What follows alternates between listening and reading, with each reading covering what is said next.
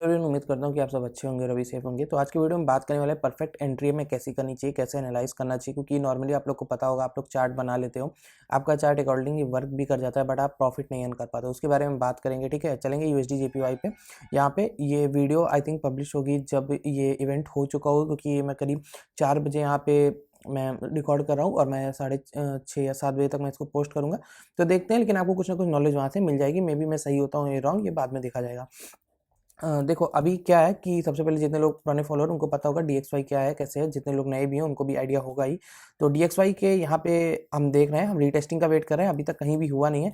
तो ये fresh demand area है जहाँ पे मैंने मार्क करके रखा हुआ है कि यहाँ पे प्राइस जो है वो आ सकता है और हमें एक अच्छा खासा प्रॉफिट जो है हो सकता है जब यहाँ से रिवर्स करे। जब यहाँ से रिवर्स करेगा तो हम यहाँ से यूएसडी जेपीवाई को लॉन्ग कर सकते हैं, मतलब बाई कर सकते हैं, और यहाँ पर हम एयूडी यूएसडी को शॉर्ट कर सकते हैं, या जीबीपी यूएसडी को या यूरो यूएसडी को। जितने भी यूएसडी डोमिनेटिंग पेयर है उनको हम यहाँ पे बाइंग कर सकते हैं। अगर आप लोग यहाँ पर नए हो, चैनल पर नए आए हो, आप लोग को नहीं पता कि कैसे क्या चीज़ें वर्क करती हैं, कैसे क्या चीज़ें नहीं वर्क करती हैं, तो डेफिनेटली आप यहाँ पर आके हमारा टेलीग्राम चैनल ज्वाइन कर सकते हो। यहाँ पर हम सारी अपडेट्स देते रहते हैं, सब कुछ यहाँ पे सारे सेटअप शेयर हुए हैं, तो यहाँ पर डेफिनेटली आप आके ज्वाइन कर सकते हो। तो अभी हम वेट कर रहे हैं, अभी चलते हैं लाइव चार्ट पे। जैसे आपको पता है मैं वहाँ पर वेट कर रहा हूँ यूएसडी जेपीवाई का, मैं यहाँ पे वेट कर रहा हूँ कि डिमांड एरिया पे आए। करंटली एक डिमांड एरिया पे है। कैसे डिमांड एरिया पे, यहाँ पर देखो 3 मोमेंटम ग्रीन कैंडल्स है, एक रेड कैंडल। आपको नहीं पता डिमांड सप्लाई जोन कैसे यूज करते हैं, मैंने ऑलरेडी वीडियो बना रखा है, प्लेलिस्ट में जाके आप देख सकते हो।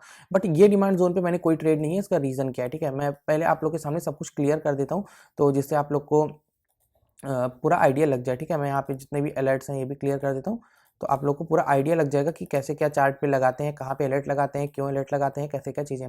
आपको यहाँ पे नेट चार्ट दिख रहा है पूरा 4 आवर पे हम गए, हमको क्या दिख रहा है? पहले तो नॉर्मल स्टडी करना, चार्ट को सीखो, बहुत पुराने डाटा पे नहीं जाना।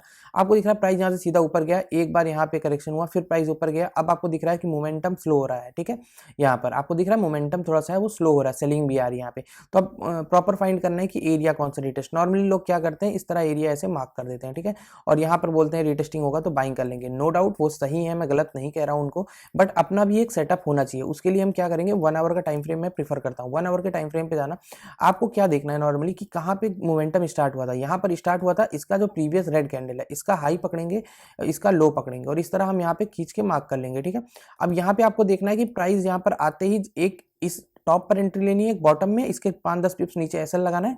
प्राइस यहीं से मोमेंटम करता है तो अपना जो रिस्क टू रिवॉर्ड यहाँ पर मैनेज होने वाला है वो बहुत एडवांस रिस्क टू रिवॉर्ड यहाँ पर मैनेज होने वाला है। मैं आपको दिखा देता हूँ। ठीक है, जो हमारा रिस्क टू रिवॉर्ड यहाँ पर मैनेज होगा वो मैं आपको दिखाता हूँ। ठीक है, यहाँ पर आप देखो, अगर यहाँ से आप देखते हो तो यहाँ से आपका रिस्क टू रिवॉर्ड लगभग 90-92 पिप्स का आपको प्रॉफिट होगा, और जो लॉस होगा वो लगभग 30 पिप्स का होगा। 1:3 का आपको यहाँ पे रिस्क टू रिवॉर्ड मैनेज हो जाता है अगर आप इस तरह से ट्रेड करते हो तो। ठीक है, अभी यहाँ पर मैंने ट्रेड क्यों नहीं लिया, इसका रीजन क्या है? 1 आवर पे आपने देखा डिमांड एरिया में प्राइस आ गया। काफी लोग क्या करते हैं, उनको लगता है कि हमें बहुत बड़ी चीज पता लग गई, आंख बंद करके यहाँ पे ट्रेड ले लेते हैं। देखो ऐसा नहीं करना है, मैं आपको तरीका बताता हूँ। आपको तुरंत जाना है 3 मिनट 5 मिनट पे। अब आपको अगर सर हम कुछ काम कर रहे हैं, हम कैसे यहाँ पे आएंगे, कैसे इस एरिया पे, आपको यहाँ पर अलर्ट लगा के रखनी है इसके थोड़ा सा ऊपर। जैसे यहाँ पर अलर्ट आप लगा के रखोगे तो प्राइस यहाँ पे आने वाला रहेगा, तो आप सतर्क हो जाओगे। ठीक है, काफी लोग क्या करेंगे, सर यहाँ पे हमने एंट्री ले ली, यहाँ पे एसएल हिट हो गया, आपने एसएल ही गलत लगाया है। ठीक है, मैंने एसएल आपको बता दिया। अब आप 5 मिनट 3 मिनट पे जाओ, आपको यहाँ पे क्या दिख रहा है, प्राइस यहाँ पे कंसोलिडेट हो रहा है। ठीक है, आप एक ट्रेंड लाइन बना लो यहाँ पे। ठीक है, एक रूल बना लो कि इस ट्रेंड लाइन के ऊपर गया मैं यहाँ पर एंट्री करूंगा और इसी के लो के नीचे मैं एसएल रखूंगा।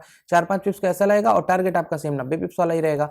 तो आपने मान लीजिए 1-2 बार एसएल भी हिट कर दिया, तब भी आपका जो यहाँ पे चांसेस है वो पूरे रहेंगे कि आपको अपना टारगेट मिल सकता है। ठीक है, अब एक चीज की बात कर लेते हैं यहाँ पे, सबसे इंपॉर्टेंट बात कि मैंने यहाँ पे ट्रेड क्यों नहीं लिया। रीजन ये था ट्रेड यहाँ पे ना लेने का कि डिमांड का मतलब ये होता है प्राइस आने के बाद सडनली वहां पे मूवमेंटम करना स्टार्ट कर दे, नो मैटर वो इस साइड मूवमेंटम कर दे इस साइड, बट प्राइस यहाँ पे बहुत ज्यादा कभी वेट नहीं करेगा। जैसे आप देखो 1 घंटे 2 घंटे वीक बनने के बाद प्राइस ऊपर गया, फिर भी यहाँ पे आ गया, मतलब यहाँ पे सेलिंग्स है, तो इसमें मैं इंटरेस्टेड ही नहीं हूँ इस जोन में। ठीक है, अब चलते हैं यहाँ पे। ठीक है, अब यहाँ पर मोमेंटम स्टार्ट हुआ, ये वाली कैंडल रेड वाली पकड़ेंगे, इसका हाई प्लस इसका लो, और हम इसको मार्क कर लेंगे इसको। ठीक है, और इसके थोड़ा सा ऊपर मैं यहाँ पे अलर्ट लगा दूंगा। अब इतने ऊपर एसएल क्यों लगाया, सॉरी अलर्ट क्यों लगाया, कि प्राइस अगर यहाँ पर आता है तो मैं कुछ भी काम कर रहा हूँ, मैं एटलीस्ट चार्ट को खोल के 3 मिनट 5 मिनट पे देख सकूंगा। अगर मैं यहाँ पे लगा देता अलर्ट तो प्राइस होता है यहीं पे विक टच करता और ऊपर चला जाता। मैं जब तक खोलता तो चार्ट देखता तब तक बहुत देर हो जाती।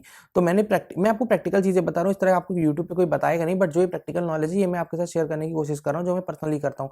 अब सबसे बड़ी बात आती है, ये तो हो गया एनालिसिस, अब होती है टाइम की। 4 बज रही है, अब मैं चार्ट पर एक्टिव हो चुका हूँ पूरी तरीके से, और लगभग मैं 7 बजे तक एक्टिव रहूंगा, क्योंकि मैं दिन के 3 घंटे अगर अपनी ट्रेडिंग को नहीं दूंगा तो आई डोंट थिंक ट्रेडिंग मुझे कुछ भी देगा। मैं सुबह चाहे 12 बजे भी सो के उठूँ, मुझे उससे कोई भी मतलब नहीं है। मैं उठा यहाँ पे, मैंने देखा अपना यहाँ पे कि कैसे क्या चीज़ें हैं। अगर आप देखोगे तो कल का टाइम अगर यहाँ पे देखोगे तो 1 2 3 4 यहाँ पर आप देखोगे 5 साढ़े 5 बजे ये मोमेंटम हुआ था। अगर मैं इस कैंडल पे, ये जो 1 घंटे की कैंडल है, इस पे मैं 3 मिनट 5 मिनट में एनालिसिस करूंगा, यहाँ पे मुझे ब्रेकआउट मिलेगा और इसके नीचे मुझे एसएल मिलेगा 15-20 पिप्स का या 90 पिप्स का टारगेट। तो होप कि आपको आइडिया मिल गया होगा कैसे एनालाइज करते हैं। पहला एनालाइजिंग ये हो गया। दूसरा चलते हैं यूरो यूएसडी पे। ठीक, यूरो यूएसडी में सेम देखो मैंने सप्लाई जोन बना रखे हैं। मेरी एक आदत है, जैसे मैंने ये पुराने सप्लाई जोन बना रखे हैं। अब देखो यहाँ पर 3 टाइम मोमेंटम हो गया, 3 रेड कैंडल आ गई और 1 ग्रीन कैंडल। अब मैं सीधा क्या करूंगा, ये जो मोमेंटम वाला जो है, ठीक है, इसको मैं उठाऊंगा और यहाँ पे शिफ्ट कर दूंगा।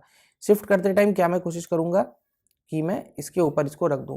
अब कोई गारंटी नहीं है कि प्राइस जो है वो यहीं पे आके यहीं से नीचे चला जाएगा। हो सकता है वो पिछले वाले हाई को भी टेस्ट कर ले, ठीक है, मतलब पिछले वाले सप्लाई जोन को टेस्ट कर ले। अब क्यों ऐसा पॉसिबल है, क्यों ऐसा रिटेस्ट कर ले, क्योंकि आप एक चीज को ध्यान दो, आप 1 आवर पे ट्रेड कर रहे हो, ठीक है, लेकिन अगर आप 4 आवर में देखोगे तो 4 आवर में भी कोई रिटेस्टिंग नहीं हुई है। 4 आवर का सप्लाई जोन ये है, जैसे हर 5 मिनट में भी सप्लाई जोन होता है, 30 मिनट में भी होता है, 15 मिनट में भी होता है। डिपेंड करता है आप कौन सा यूज कर रहे हो, क्यों यूज कर रहे हो, किस टाइम यूज कर रहे हो, लॉजिक क्या है। तो अगर आप देखोगे, जैसे मैं स्कैल्पिंग के लिए यूज कर रहा हूँ, इंट्राडे के लिए यूज कर रहा हूँ, तो मैं 1 आवर में प्रीफर कर रहा हूँ, टाइम प्रीफर कर रहा हूँ कि चलो यहाँ पर आया मोमेंटम मुझे मिलेगा, मैं निकल जाऊंगा। जैसे 20 पिप्स का एसएल हुआ, 40 के प्रॉफिट में निकल जाऊंगा, ठीक है। लेकिन 4 आवर वाला तो अभी भी बाकी है ना। स्विंग ट्रेडर्स जो होंगे, जिनका स्विंग ट्रेडर्स का सेटअप होगा, ऐसा तो होगा नहीं मार्केट इंट्राडे वालों के हिसाब से चलेगी। स्विंग ट्रेडर्स का भी तो यहाँ पे कुछ सेटअप होगा, उनके सेटअप के हिसाब से मार्केट यहाँ पर आई और मार्केट यहाँ पे आई तो इनका ऐसे हिट हो जाएगा। तो हमें यहाँ के लिए भी रेडी रहना है, ठीक है, हमें यहाँ भी अलर्ट लगाना है, यहाँ पे भी अलर्ट लगाना है। और हमें इस चीज से बचाएगा कौन, हमारा रिस्क मैनेजमेंट, हमारी पोजीशन साइजिंग, हमारा ऐसे हिट हो गया। जैसे अगर आप स्कैल्पर हो तो आपका छोटा छोटा एसएल होगा, आप इंट्राडे वाले हो थोड़ा सा बड़ा होगा, आप स्कैल्प आप स्विंग वाले हो आपका और बड़ा एसएल होगा। तो होप कि आप लोग आइडिया समझ रहे होगे। आपको मार्केट में सबकी रिस्पेक्ट करनी है, स्विंग वालों की भी करनी है, इंट्राडे वालों की करनी है। सबका अपना सेटअप है, सबका अपना करने का तरीका है। मैंने आपको टाइम बता दिया, डेट बता दिया क्या क्या करना है, ठीक है। मैंने आपको टाइम, डेट, सेटअप सब कुछ दे दिया। अब इसके बाद आपको क्या करना है, सब बस आपको थोड़ा सा दिमाग लगाना है, अपना चार्ट पे एक्टिव होना है। मैंने आपको रीजन दिया क्यों मैं यहाँ पे इंटरेस्टेड नहीं हूँ, ठीक है, क्यों इंटरेस्टेड नहीं हूँ। अभी 4 बज रही है, 1-1.5 घंटा में मोमेंटम देखूंगा यहाँ पे क्या है। मुझे ऐसा लगता है 7 बजे न्यूज भी है, ठीक है, आज के टाइम में देखोगे तो हो सकता है 7 बजे तक प्राइस घिसते घिसते यहाँ तक पहुंच जाए कहीं पे, और एक 7 बजे करीब एक बड़ी सी वीक यहाँ पे बने। मैं यहाँ पर तुरंत ऑर्डर लगाऊंगा, एडवांस ऑर्डर में लगाता नहीं हूँ, यहाँ पर ऑर्डर लगाऊंगा तो यहाँ पे मेरा 5-10 पिप्स का एसएल होगा। और अगर ये एरिया किसी हिसाब से मिस हो गया तो सीधा यहाँ पे फ्री फॉल होगा, जो कि मुझे अभी के लिए मुश्किल लग रहा है, ठीक है। डेली पे आप देखोगे, मैं आपको एक इंटरेस्टिंग चीज और दिखा दूं, अगर आप लोग ये वीडियो अभी तक देख रहे हो, ठीक है। अगर इन केस, ठीक है, मैं आपको दिखाता हूँ ये चीज, ये देखो आप, ये सेलिंग एरिया था, प्राइस यहीं से एग्जैक्टली डाउन है। अगर इन केस ये एरिया ऊपर चला जाता, इस एरिया से प्राइस ऊपर जाता है, तो मैं आपको दिखाता हूँ, ठीक है। मेरे फेस कैम की वजह से थोड़ी सी दिक्कत हो रही है। अगर इस एरिया से प्राइस ऊपर जाता है तो यहाँ से यहाँ तक 170 पिप्स तक कोई भी एसएल या कुछ भी ऐसा है नहीं मार्केट के लिए, मतलब जो आपको रोकेगा प्रॉफिट अर्न करने से। तो इस तरह आपको प्लान करना है। जैसे अभी आप देखो तो यहाँ पे एक पैटर्न आपको बनता हुआ दिख रहा होगा, मैं आपको दिखाता हूँ। डिमांड एरिया पे इस तरह का डब्ल्यू पैटर्न बन रहा है, ठीक। अब ये मान लीजिए बहुत वॉल्यूम के साथ ब्रेकआउट होता है, मैं यहीं पे एंट्री लेके यहाँ पे एसएल डाल दूंगा। अगर यहाँ से मोमेंटम का फिर अगर मान लीजिए 1:1 मेरे यहाँ पे अगर मेरे फेवर में 1:1 हो जाता है, तो मैं क्या करूंगा कि मैं यहाँ पे तुरंत ही एसएल मतलब अपने ब्रेक इवन पे एसएल लगा दूंगा, ठीक। फिर यहाँ से मोमेंटम होता है तो ठीक है, लेकिन अगर मार्केट ने इसको क्रॉस किया नीचे साइड में, फिर मेरा डिमांड एरिया तो यही। तो विन विन सिचुएशन में हो आप। एसएल देने से डरोगे तो ट्रेडर नहीं बन पाओगे, ठीक है। मुझे कोई शर्म नहीं है, मैं बहुत सारा एसएल देता रहता हूँ मार्केट में, बट मैं प्रॉफिट भी अर्न कर लेता हूँ, तो मेरा वहां से हिसाब किताब निकल जाता है। तो मेरा यही हमेशा से बताने का तरीका है। कल मैंने एक वीडियो देखी, ठीक है, बहुत ही डिस्कस्टिंग वीडियो थी, मैं कहूँगा। उस टाइम तो मैं भी मोटिवेट हो गया था थोड़ा सा, बट बाद में थोड़ी डिस्कस्टिंग लगी जब मैंने सोचा। उसमें क्या था, वो बंदा बोल रहा है कि अगर आपका $500 का अकाउंट है, ठीक है, और आपके पास $500 $1000 है, तो आप छोटे छोटे लॉट से ट्रेड ही मत करो। आप ट्रेड करो 0.30 0.40 से, तो आपको छोटे छोटे मोमेंटम में बड़ा बड़ा प्रॉफिट होगा। देखो मुझे इसी सब चीजों से दिक्कत है, थोड़ी सी पर्सनल दिक्कत है कि यार, मतलब वो बंदा क्या कर रहा था, वो बंदा बोल रहा था कि डिस्क्रिप्शन में मेरा ब्रोकरेज का लिंक है, आप वहां पे जाओ, आप अकाउंट बनाओगे तो मैं आपको प्रीमियम में जो है वो सिग्नल्स दूंगा। सब कुछ ठीक है, कुछ भी गलत नहीं है। मैंने ब्रोकरेज का अपना खुद का लिंक दे रखा है कि आप वहां पर जाके अकाउंट बनाओ, लेकिन वो मैंने इसलिए दिया, वहां पे स्प्रेड कम है, वहां पे सपोर्ट अच्छा है, सारी चीजें मैंने इसलिए दे रखा है। मैंने कभी नहीं कहा कि आप मेरे ब्रोकरेज से ज्वाइन होने के बाद अपना मतलब आप रिस्क अनलिमिटेड ले लो। देखो उसमें ब्रोकरेज में क्या होता है कि आप जितने लॉट से ट्रेड करोगे, जितना आपका वॉल्यूम होगा, उसका कुछ कमीशन जो है वो हमें मिलता है। तो जितना आपका ट्रेडिंग वॉल्यूम होगा उतना हमें कमीशन मिलता है, ठीक है। ये एकदम फैक्ट है, क्लियर है, मतलब ये किसको नहीं पता, बच्चे बच्चे को पता है ये चीज, ठीक है। कोई यूट्यूबर इसको खुल के बोलता ही नहीं है यहाँ पे कि खुल के बोलते। वो बंदा मतलब हम यूट्यूबर है, हम समझते हैं कौन सही कर रहा है कौन गलत।